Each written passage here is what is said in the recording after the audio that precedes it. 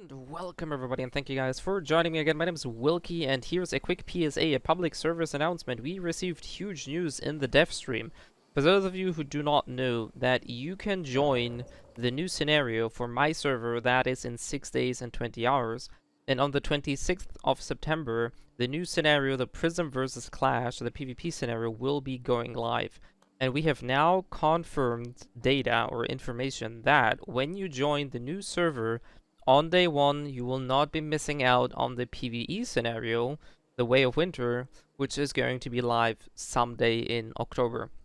Now, for those of you who did watch the dev stream, obviously there's the info, but let's just jump right into that segment, and obviously the link is going to be in the description below as well. So here we are in the official dev stream. This is the YouTube version. It's also on Twitch, and I jumped to the timestamp on the YouTube version. This is on 24 minutes and 10 seconds. As I said, link is going to be in the description below, and I'm just going to let this run.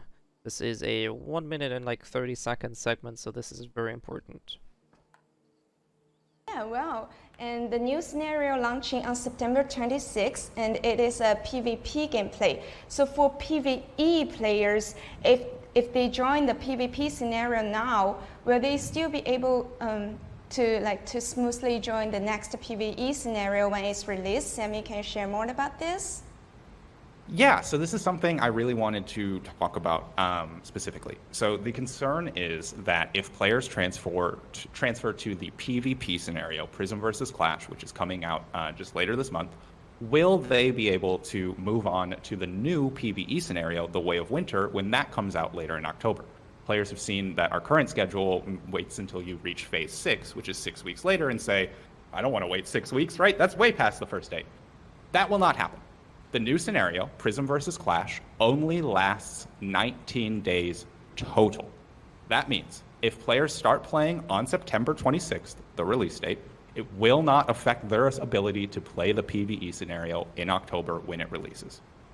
However, you are still locked in for the length of that server, meaning if you join later than September 26th, you may have to wait until your server ends in order to play the new scenario.